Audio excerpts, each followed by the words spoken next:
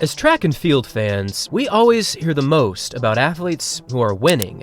You know, the athletes that are currently ranked #1 in the world, athletes that win their national championships, and athletes that throughout the seasons have maintained an undefeated stretch in their respective events.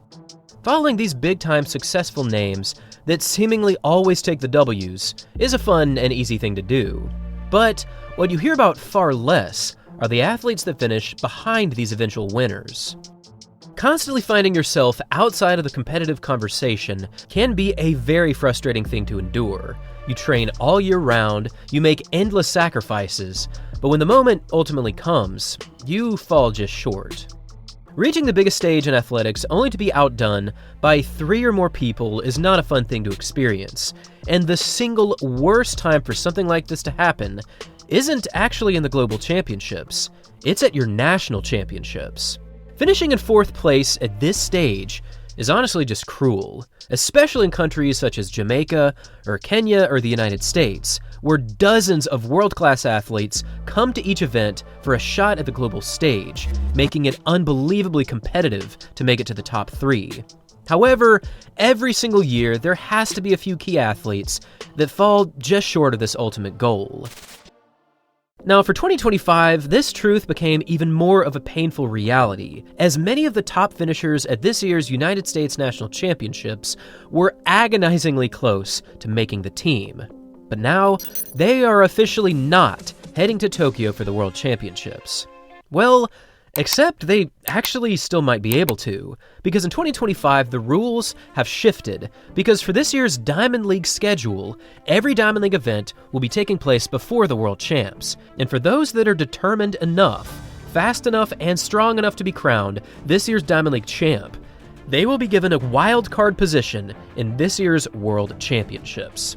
This is amazing, because now there is a very strong incentive to show up to the Diamond League events and claw your way back to the world stage. And this also means something even more incredible. It means that the upcoming events in the Diamond League series are looking insanely entertaining. This is the upcoming men's 100-meter dash at this year's Diamond League meeting in Silesia, Poland. And that event will be taking place this upcoming Saturday on August the 16th. This is practically a World Championship final, minus an athlete or two. You've got Kashane Thompson from Jamaica, the world #1 right now. You've got Noah Lyles, the defending Olympic champion. There's Akani Simbine from South Africa, who is always in the competitive conversation. There's Christian Coleman, a 9.76 athlete. Trayvon Brumell, another 9.67 athlete. There's Kenny Bednarek, who just broke 9.8. You've also got Akeem Blake from Jamaica. There's Courtney Lindsay from the US, and Oliver Dovich from Poland, who has a much slower personal best than everyone else here, but I mean, you gotta have at least one Polish runner at the Poland Diamond League event, so this only makes sense. This 100-meter dash is going to be crazy. Kashane is currently looking unbeatable, and we also have the highly anticipated rematch between Kenny Bednarek and Noah Lyles, who certainly have their rivalry growing with each passing day. But the two athletes that I am very excited to watch are Trayvon Brumell and Christian Coleman, because they finished in 4th and in 5th position at this year's United States Championships by only .01 and .02. But there is still the possibility that either one of them could make it to the World Champs.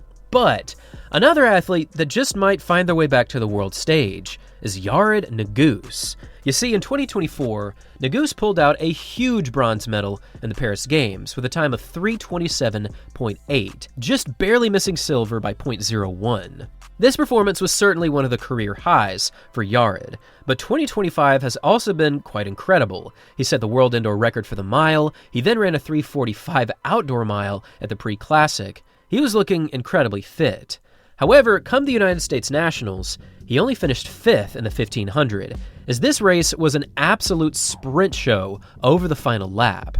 Typically, Nuguse is ultra consistent and very sound at making teams, but 2025 at this point has resulted in a different outcome. This puts Yared in the hot seat over the next 4 Diamond League events.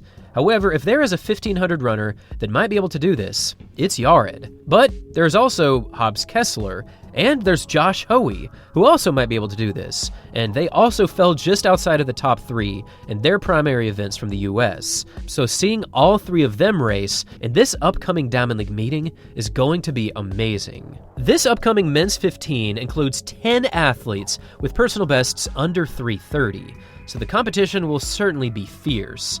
And speaking of fierce running, there's another race happening in just a few days in Silesia that does not include the high-stakes Diamond League champion qualification situation. It includes one of the most controversial world records in running history. In the women's 3,000 meters, Faith Kipyegon has officially stated that she is attempting to break the 3,000-meter world record in Silesia. And why is this significant? Well, it's because the current world record goes all the way back to 1993, as Wang Junxia from China ran a time of 8:06. This time still stands as the world record by more than 5 seconds. But the problem is that this record has been traced back to various systematic doping scandals, and it's largely been perceived as a false world record. This is a rather complicated situation. However, in just a few days, Kipyegon might actually be able to take this record down. Now, this 7.5 lap world record was the result of running each lap in 64.81 seconds, a searing pace for this 3,000. However, Faith Kipyegon is showing all the promise in the world as the next athlete to officially challenge this 8:06.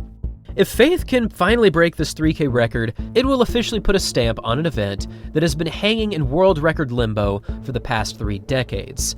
But 8:06 is supremely fast, because even Beatrice Gibet at her recent prime wasn't able to challenge it. A few other key matchups to look forward to include Marilady Polino and Salwa Eid Nasser clashing in the 400 meters, and I'm thinking they're going to run well under 49 seconds. We'll also get to see the women's 100 hurdles, featuring practically every single athlete that is currently competing. I mean, there's 2 qualifying rounds in this Diamond League event moving into a final.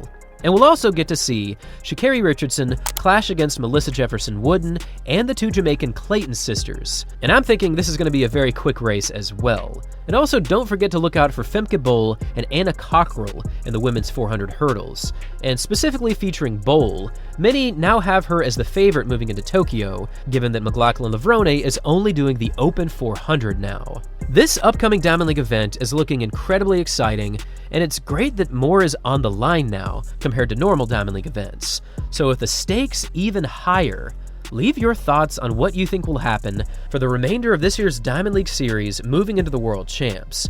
Do you think Christian Coleman or Trayvon Bromell have a chance to earn that wildcard position moving into Tokyo? What do you think is going to happen in the men's 1500? Do you think the world record in the 3K is going to go down? Leave your thoughts on this upcoming Diamond League event. And as always, until next time. I've got Melissa Jefferson Wooden winning again in under 10.7.